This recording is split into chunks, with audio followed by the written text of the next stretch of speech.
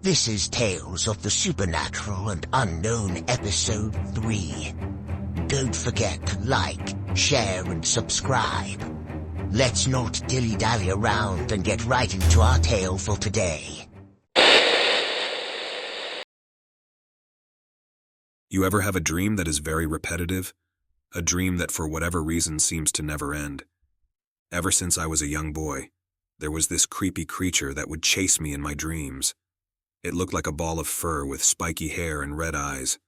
It was small, yet when it would make noise, it sounded like... I don't know what it sounded like. I just know as a kid it scared me to death. Over time, as I grew older, so would the creature that chased me in my dreams. Bigger, meaner, faster. Yet it never caught me, though it came terrifyingly close. Every time I'd wake up, I'd be drenched in sweat, heart pounding. It turned my dreams into nightmares. Why can't I escape it? What does it want? I still don't know. But every night I dreaded closing my eyes, knowing the chase would continue. After graduating high school, I decided to take a break from school. During this time, I traveled around for a couple of years visiting various states and cities. I would still have that recurring dream. I wouldn't have this dream every night, but when I did have the dream, it would start off right where it left off, as if I had hit the pause button on my DVR. And yes, that creature was still chasing me. It did not look the same as it did when I was a young boy, because it was growing just as I was. By the time I was done traveling to and fro, I realized that I had visited all the states on the bottom half of the United States. There I met some pretty interesting people, and made friends with people from different walks of life. The United States truly is an amazing place, you know. You can find people from all over the world here. I found that to be so interesting. After my trekking, I decided to settle down in Florida. There wasn't any particular reason why. I just sort of ended up there, and so I set about making a life there. At first, I worked odd jobs here and there, but quickly realized that I would have to change things up if I wanted to making anything of my life. So I decided to go back to school. I went to a local community college to get my bachelor's degree, but after 2 years I got word that my mom was not in the best of health. It was a no-brainer to head back home. Home was in Seattle, Washington. It was good to be back, but I wish it were under better circumstances. Mom wasn't doing all that well, and Dad was having a tough time dealing with what was to come. The doctor's prognosis didn't leave much room for hope, and so we braced ourselves for the inevitable. After visiting Mom at the hospital, we drove home, and I got myself some much-needed rest after the long day. The next morning, Dad and I ate breakfast and got caught up on things here back home. Things looked much the same as it did before I left. The next morning, I took Dad's truck and drove around the neighborhood. I drove by my old school and places I used to hang out at. Over the next few weeks, I spent a lot of time with my father. We went fishing, visited Mom on numerous occasions, and just sat around talking until finally we got the call. We rushed to the hospital after contacting a few other family members like her sister and brothers. It was a day that I'd rather forget. There was a lot of sad faces in that room that day. I am only happy that those that loved her were there to share our love and wish her well on her next journey. After the funeral, Dad came to my room the next day. He asked why don't I just stay seeing, as I was only going to school in Florida and didn't have anyone to go back to. I figured why not. I am sure my dad could use the company. I thought to myself, I can find another college here and complete my studies. Between my father's savings and frugalness, there was no need for me to work. He said, just stay and finish your studies. Not like I had anything else better to do. That creature still stalked me in my dreams. I was older and smarter now, so it wasn't easy for it to catch me anymore. Even so, it gave chase as always and turned my dreams into nightmares. One night in my dream, it managed to scratch me on my upper arm. I awoke the next morning and showered. As I was getting dressed, I noticed what looked like a scratch that had healed on my upper arm, just like the one I received in the dream. I didn't think much of it. I just dismissed it as an injury I hadn't noticed, and the dream was my mind's way of bringing it to the surface subconsciously. 2 years passed and I finally graduated. It was long overdue, I'd have to say. Even though there was no need for me to work. Now that I was done with my studies, I was not comfortable sitting around doing nothing. So, I got a job through one of my classmates. It was a simple job working as a security officer. I would be checking multiple properties and making sure all was well.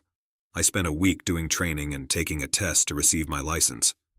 Once that was completed, I spent another week of training and learning what was required of me. It was about this time that I noticed an increased intensity to my dreams. I say dreams, but it was only the one dream that I had from a young boy. Every now and then I would wake up at night or in the morning with my body feeling sore. It was as if whatever I was doing in my dream was manifesting in the real world. Since I was a boy until now, I have had many dreams. I have dreamed about love, places I wanted to go, and things I wanted to do. My dreams didn't always involve this creature. Sometimes it would start off as a dream, but then suddenly it would appear, and the chase would be on. When I say chase, I mean there would be absolute chaos. I have shot it, stabbed it, hit it with a car, chopped off one of its arms, and then watched it grow back. Things would come to a head about a week or so into my new job. My job consisted of me visiting various homes throughout the city, 11 homes to be exact. To do this job, I drove a black and white Ford Explorer with security, and the name of the company I worked for plastered on the side. As I drove to the 7th home on my list, I started feeling a bit on edge. I wasn't sure then why, but as the night progressed, things would become extremely clear. The home in question wasn't in the city. I had to drive a ways from the city through the woods. This home was situated near one of the smaller lakes. It wasn't a big home, but it looked as if some money was definitely put into it. You could feel the thickness in the air the moment I exited the vehicle. It wasn't too dark due to the moon being out that night. With my flashlight in hand, I began my check of the property. Basically, I was checking for any break-ins or vandalism. About halfway through my check of the property, I began to hear some movement in the woods. At first, I figured it was maybe a coyote or a fox, since they were very common in this area.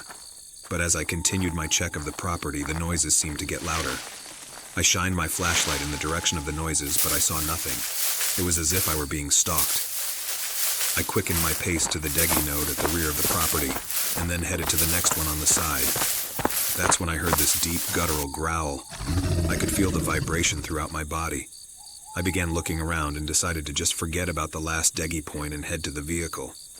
It was at this moment that I heard this grunting sound. When I looked in the direction that the grunt came from, I could not believe my eyes. How the hell was it here? Up until this moment, I had only seen it in my dreams, but there was no mistaking it. Its jet-black, spiky fur shone in the dark as it ran towards me. Its piercing red eyes were fixed on me as we locked eyes. Just before I turned to run, I could see its claws kicking up dirt as it ran on all fours towards me. I didn't have time to figure out what was going on. I knew that if I hesitated, I would be a dead man. Tonight would be my lucky night because I did what I shouldn't have done. Typically, when arriving at a stop, I'm supposed to turn off the vehicle and take the keys with me. But on this night, I did the opposite. I truly believe that if I hadn't done this, I would not be here to tell this tale because I didn't waste precious seconds starting the vehicle. As I jumped into the cab of the vehicle, I could feel the air whoosh past me as the beast went by snarling.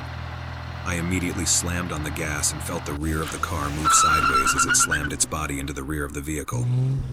The driveway was like a cul-de-sac, so I just pushed the gas pedal to the floor and steered towards the road. The vehicle hit the road and began to pick up speed. I looked over my shoulder to see this ferocious beast gathering itself to give chase. In my head, I could hear my voice shouting, "Go, go, go." I had to get some distance between it and me. The trees on the side of the road whizzed by as I sped down the road.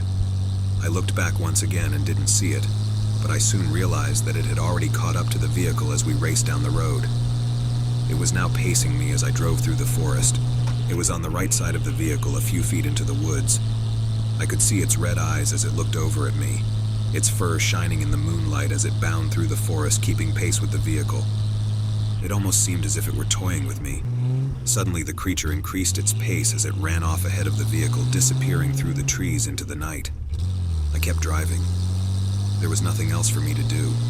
With my heart pounding in my chest, I just drove like a maniac through the woods. The next thing I heard was a loud crashing sound up ahead. I was moving so fast there was barely time for me to realize what was going on. By the time I looked, the creature had already come racing out of the woods and crashing into the passenger side of the vehicle. The force of the impact was enormous. Both the creature and I went careening off the road a few feet into the woods. The smell of burnt rubber filled the air as the car came to rest. Thank God the vehicle hadn't been flipped over. Bells rang in my ear as I tried to gather myself. I quickly looked around, accessing the situation. Where was it? My head ached and there was pain on the left side of my body. Apparently, I hit my head on something during the accident. I could feel a trail of blood on the side of my head as if I were sweating. The driver's side door creaked loudly as I attempted to open it, unable to just push it open, mostly due to the soreness in my side. I laid down on the seat, placing my 2 feet against the door and pushed. The door finally opened with a sound that would have woken the dead. I guess stealth would be out of the question now. I positioned myself on my belly and looked out of the now open door. The creature was still nowhere in sight. I slithered out of the vehicle, falling to the ground in a heap. Getting to my feet, I stumbled towards the back of the vehicle, and there it was. It seems that the force of the impact knocked the creature out cold. I looked around for something to use as a weapon, but there was nothing. I could see it panting as it lay there. I had to make haste, put as much distance between it and I. So I stumbled off into the night. Each step was agonizing as I jogged. The pain in my side radiated through my body. Each step telling me to stop, but I had to keep going. As I made my way through the woods in the distance, I could see a light.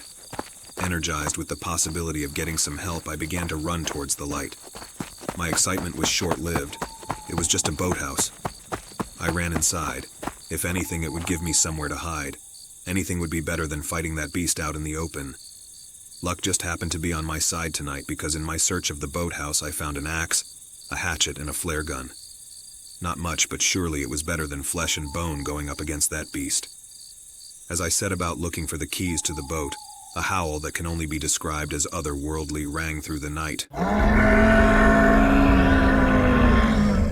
It was coming for me. I closed my eyes in that moment and decided that if I was going to go, then I would go out fighting. I took a deep breath and remembered something that I had read many moons ago. In a book I came across about dreams, I remembered a quote that stated, "You are the master of your dreams. Your dreams are your domain." I walked out of the boathouse after tucking the hatchet and flare gun into my security duty belt. With the axe in hand, I walked out of the boathouse out into the open. With each moment I could feel my resolve building. I could hear it coming as it crashed through the woods, making its way to me. After a few seconds, it came bursting from the woods out into the clearing in front of the boathouse. It growled menacingly as its eyes burned into my soul. It bared its teeth as if it were smiling, then came at me with such speed. I swung wildly with the axe, burying it deeply into the creature's shoulder. The force of the blow broke the handle of the axe in my hand and sent both the creature and I flying. I rolled a few feet and quickly jumped to my feet. Without hesitation, I took the flare gun and fired it into the face of the beast. It howled in pain and stood onto its 2 feet. It growled at me, then reached up and snatched the axe out of its shoulder, throwing it to the ground at my feet. Then it spoke. "After all this time, you have not realized it. You cannot kill me. Tonight, this comes to an end. There is no escaping." What did it mean by I hadn't realized it yet? Was there some meaning to what was going on? Something definitely had to be going on for this damn thing to be here outside of my dreams. My mind raced as it began to walk towards me. I could see the muscles in its body flexing with each step it took.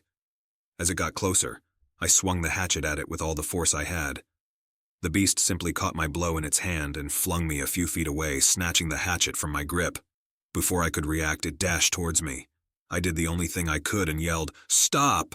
shutting my eyes, not wanting to send my end in gory detail. I waited for my end to come in the next second, but nothing came. Slowly, I opened my eyes to find the creature and I face to face. I just stared at it for a moment. Neither of us moved. After a few seconds, I shouted, "I am the master of my dreams, and this is my domain." With that, the beast knelt before me.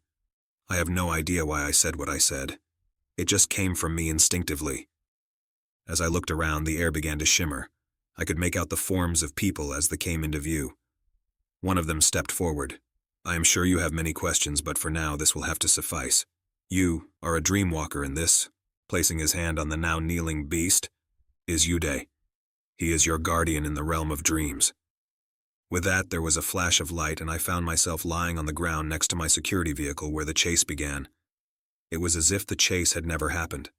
And thus began my life as a dreamwalker.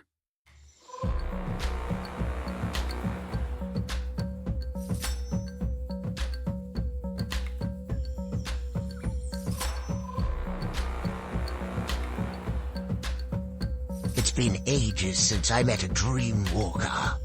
They are rare indeed.